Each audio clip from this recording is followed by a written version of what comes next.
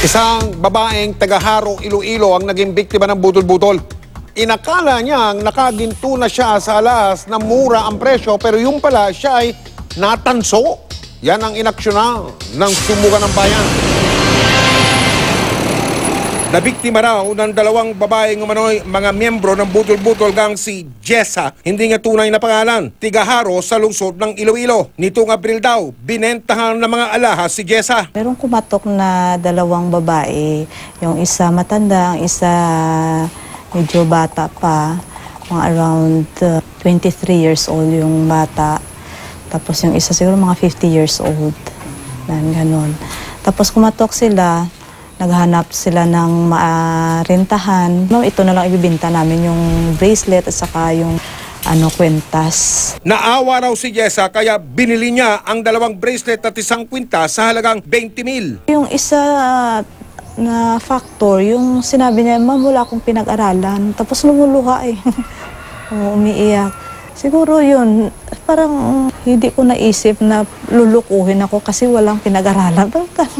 Pero nang ipinakilatis niya ito sa mga pawn shop o sanglaan, nalaman niyang hindi pala tunay na ginto. Gawa raw ito sa stainless steel. Naloko na. Ipinablatter ni Jessa sa pulisya ng Haro ang kanyang sinapit. Ayon sa mga record ng Haro Police Station, ito ang kauna-unahang kaso ng butol-budol sa kanilang distrito. Paalala ng mga otoridad, huwag basta-basta maglalabas ng pera sa mga taong hindi nyo kilala na nagbebenta ng mga alahas, lalo na kung wala silang mga papeles. Kung ang mga tao ay alerto masyado, malilesen natin or maiiwasan natin ang kaso ng budol-budol.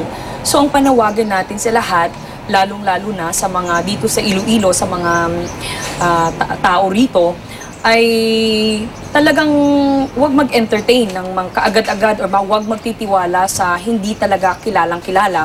Ang gusto ko lang na i-flash sa screen yung mukha nila, at least wala na silang malukong ibang tao. Nakuna ni Jessa ang mga sospek. Nagpakilala sila bilang sila Virgie Tives, nasa 50 anyos ang edad, at si Lisa Balde, babaeng nasa 20 anyos naman ang edad. Sa mga makakakita o nakakaalam ng kinaroroonan ng mga sospek, maaari lamang na ipagbigay alam ninyo yan sa Sumbugan ng Bayan o di kaya sa Iloilo City Police.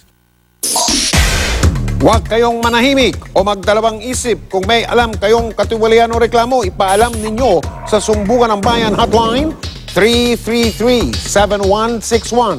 333-7161. Mag-email kayo, pwede rin, sa sumbuganangbayan@gmanetwork.com. Dahil ang inyong sumbong, asahan ninyong mabibigyan ng aksyon. Kayo namang mga tiwali dyan, mga kawatan at mga mapagsamantala, ito ang tandaan ninyo. Hindi namin kayo tatantanan.